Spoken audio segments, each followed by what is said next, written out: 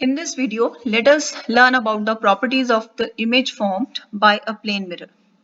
So plane mirror is very commonly known to you. Our dressing table mirror, that's a plane mirror. So the image formed in a plane mirror has following properties. First, the image is virtual and erect. Second, the size of image is same as the size of object. Third, the image is at the same distance from the mirror as the object is in front of it. And fourth is the image is laterally inverted. So let us understand all these properties in details. The image formed in a plane mirror is always virtual and erect. So this is very much clear to you. When you stand in front of your dressing table, then you always see an erect image. And why we call it a virtual image? Because the image formed in a plane mirror cannot be taken on a screen. So that's why we call it a virtual image. The size of image is same as that of object. If we will keep a small object in front of the mirror, then image will be small.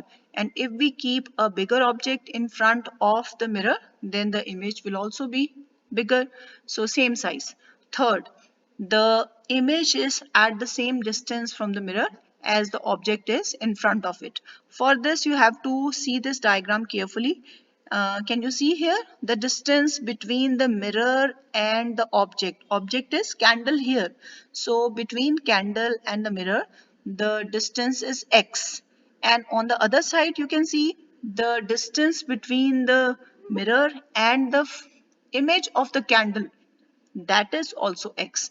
So here it is x, on the other side it is also x. It means the image formed is at the same distance from the mirror as the object is in front of it. And you must have experienced it also. If you start walking towards the mirror, then you can just imagine that the image in the mirror that also starts walking towards you. And if you start moving away from the dressing table mirror, from the plane mirror, then the image also goes back. So the distance is same. And the fourth point is the image is laterally inverted. So what is the meaning of this word lateral inversion? Can you recall?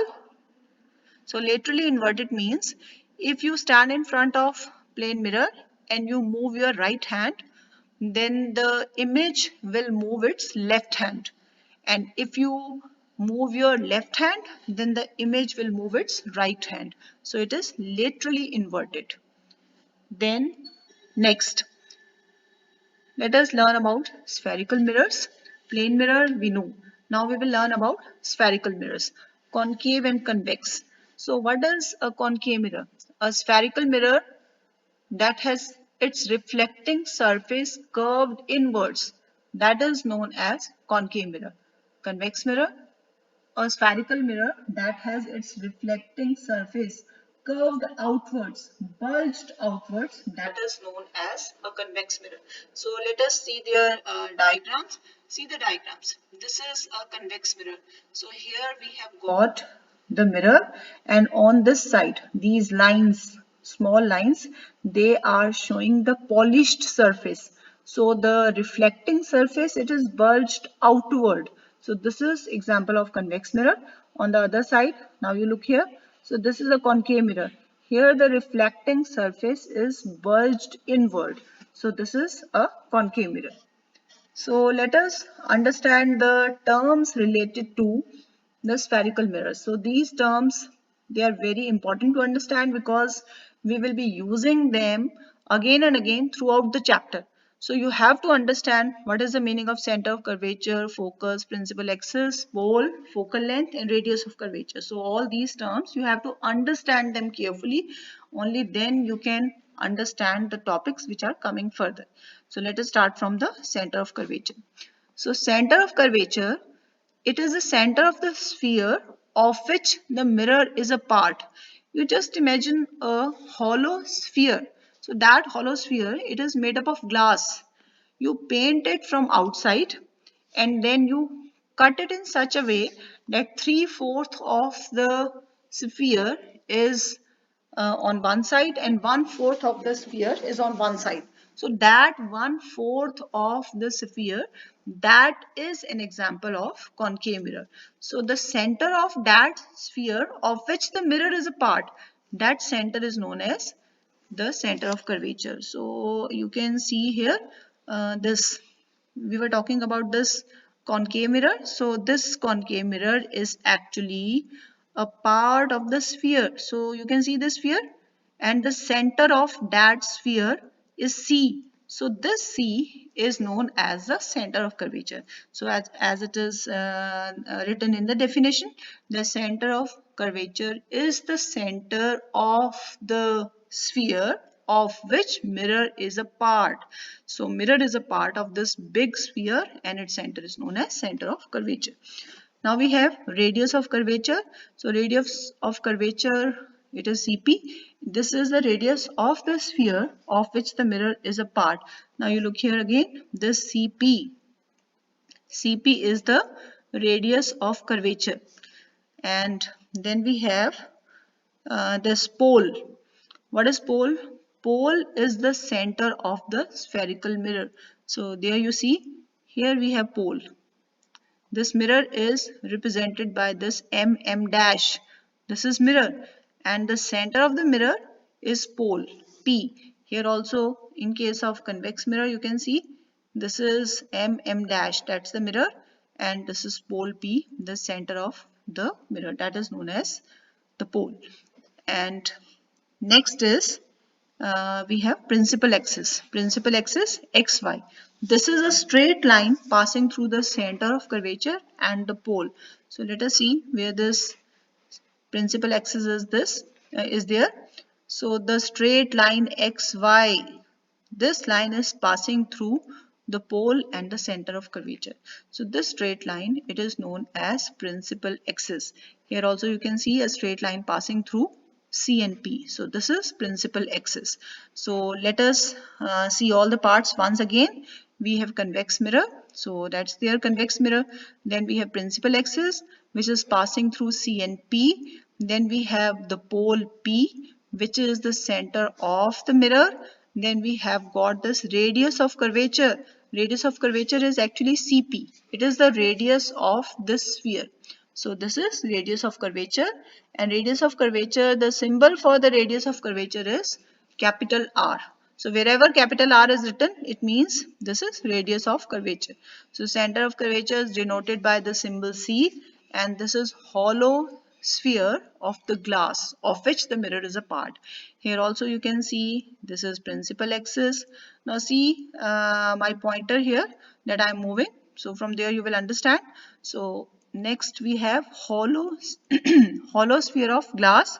Then this is concave mirror, and here we have got pole, and this is center of curvature. Next we have focus and focal length of spherical mirrors. So there are two types of mirrors that we are going to study.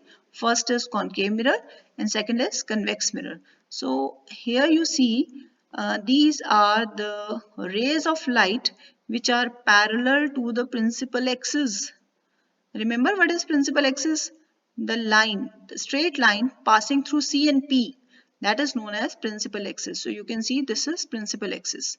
So the rays of light which are parallel to the principal axis, after striking the mirror, they meet at a point. They are joined at a point. So that point is known as principal focus, or we simply call it focus also.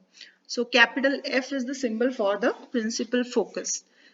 Whereas in case of the convex mirror, here you can see these are the rays of light which are parallel to principal axis.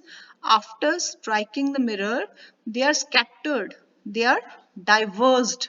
So because convex mirror, it is a diverging mirror, so they are diverged in different directions, and it appears that all the rays, they are joined at one point. They do not meet actually, but it appears as if these are meeting at a point and then they are scattered. So that point is known as focus or the principal focus.